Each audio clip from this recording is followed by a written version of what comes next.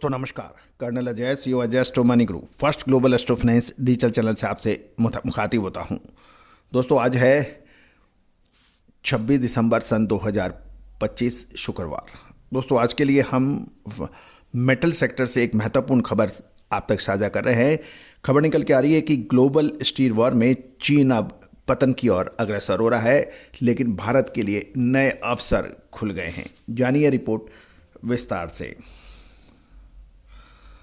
दोस्तों नमस्ते। क्या दुनिया के इंडस्ट्रियल मैप से चीन का दबदबा अब खत्म होने वाला है? एक सवाल है। एक ऐसी खबर आई जिससे बीजिंग से लेकर मुंबई तक खलबली मचा दी है। चीन जो दुनिया का आधा स्टील अकेले मैन्युफैक्चर करता है, उसने साल 2030 तक यानी 2026 से 30 तक यानी अगले 5 साल अपनी फैक्ट्रियों पर ब्रेक लगाने का ऐलान किया है। लेकिन रुकिए, यहाँ जहाँ चीन पीछे हट रहा है, वहीं भारत अपनी स्टील मैन्युफैक्चरिंग को आगे बढ़ाने के लिए रॉकेट की रफ्तार की तैयारी कर रहा है। आज के एपिसोड में हम इसी पर चर्चा करेंगे। चीन की उस महत्वपूर्ण नीति जो भारत के स्टील सेक्टर के लिए किसी वरदान से कम नहीं है। चलिए शुरू करते हैं, जानते हैं ये क्या है नीति। दोस्तों खबर निकल के आ रही है कि 26 दिसंबर 2025 की सुबह चीन के national development and reform commission, जिसे एनडीआरसी कहते हैं, एक बम फोड़ा है। उन्होंने कहा है कि 2026 से 2030 यानी अगले 5 साल तक चीन न तो कोई नई स्टील फैक्ट्री लगाएगा और ना ही स्टील का उत्पादन बढ़ाएगा। इस महत्वपूर्ण निर्णय के पीछे 3 कारण बताए जा रहे हैं। पहला, चीन का प्रॉपर्टी सेक्टर जो उसकी इकोनॉमी की रीढ़ की हड्डी था, अब ढह है। घर खरीदने वाले नहीं हैं और इन्वेंट्री, आउटस्टैंडिंग इन्वेंट्री काफ़ी है और इससे बड़ी परेशानियां देखने को पड़ रही हैं। दूसरा है पोल्यूशन, यानी चीन दुनिया का सबसे बड़ा कार्बन उत्सर्जक देश माना जा रहा है। उसे अपनी छवि सुधारने के लिए मिले में उत्पादन को कंट्रोल करना पड़ेगा। गौरतलब है कि साल आपको याद होगा यूक्रेन और रूस के बीच जब लड़ाई छिड़ी थी, उस वक्त चीन के अंदर विंटर ओलंपिक्स किए हुए ऑर्गेनाइज थे। उस वक्त चीन ने स्टील फैक्ट्रियों का उत्पादन बंद करने का निर्णय लिया था, जिससे पूरे विश्व में एक मैसेज आए कि चीन कार्बन एमिशन के अंदर बड़ा कदम ले रहा है। आपको याद होगा, जिससे स्टील सेक्टर में ज़बरदस्त तेज़ी आ गई थी और यही वजह है कि अब यूरोप और बाकी देश कार्बन एमिशन के ऊपर बड़े सख्त हो गए हैं। तीसरा, निर्यात पर नकेल की बात है कि चीन अपने 300 से ज़्यादा स्टील प्रोडक्ट्स पर एक्सपोर्ट लाइसेंस लागू कर रहा है, यानी अब वह दुनिया भर के बाज़ारों में अपना सस्ता माल डंप नहीं कर पाएगा।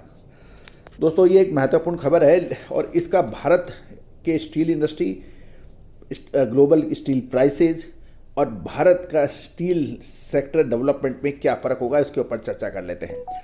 अब बात करते हैं कि अपने भारत देश की, जहां चीन का उत्पादन 6 साल के निचले स्तर पर है, वहीं भारत दुनिया का दूसरा सबसे बड़ा स्टील प्रोड्यूसर बनकर उभरने की राह पर है।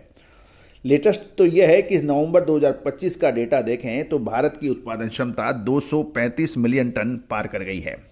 इसमें सबसे ज़्यादा योगदान उड़ीसा राज्य का रहा और वहाँ स्टील हब कहे जाने वाले उड़ीसा ने इस साल 18.8% की ग्रोथ दिखाई है, जो कि एक बड़ी ग्रोथ ग्लोबल लेवल पर मानी जा रही है।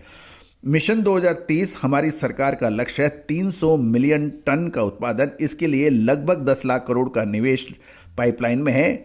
इससे स्टील की बड़ी कंपनियों को फ़ायदा पहुंच सकता है, वो अपनी कैपेसिटी दुगनी कर सकती है। यानी साल 2030 तक 300 मिलियन टन, जो अभी 235 मिलियन टन का मौजूदा है, इसका सीधा असर क्या पड़ सकता है? भारत को क्या मिलेगा?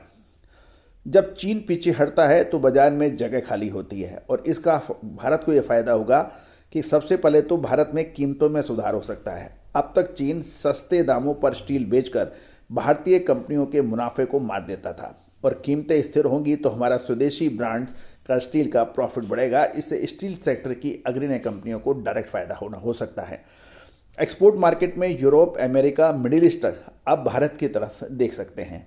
साथ साथ ग्रीन स्टील की बात करें, भारत अब कोयले के बजाय ग्रीन हाइड्रोजन से स्टील बनाने में निवेश कर रहा है। ये तकनीक हमें भविष्य का ग्लोबल लीडर बनाने में मदद कर सकती है। अब हम कुछ और चर्चा कर लें लेकिन ग्लोबल लीडर बनने की राह इतनी आसान भी नहीं है।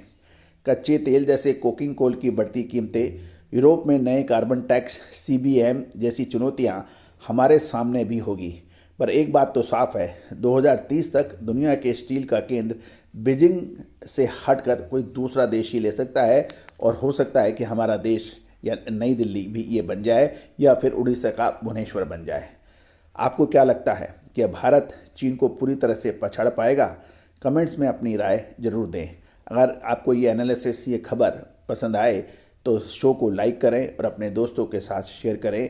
बिजनेस की ऐसी महत्वपूर्ण इंपॉर्टेंट खबरों के लिए चैनल को सब्सक्राइब करें। दोस्तों, स्टील सेक्टर के उतार चढ़ाव, फिजिकल मार्केट पर हम आपको लगातार अपडेट और विश्लेषण देते हैं।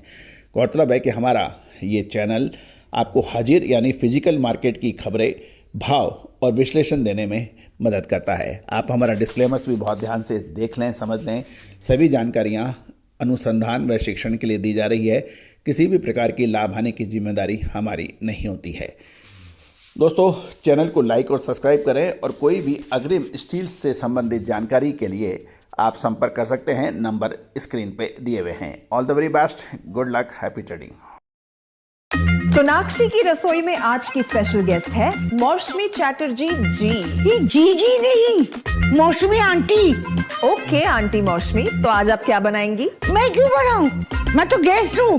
आप बनाओ, हम खाएंगे। एक्टिंग में तो हिट हो। अब खाना बनाओ, सुपर हिट। ठाट से बनाऊंगी खाना, है ना द बेस्ट एवरीडे मसाला। आओ बनाते हैं मसालेदार छोले।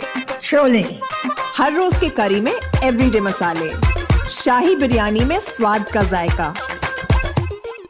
पटल पोस्तो और शुष्य इलिश भापा।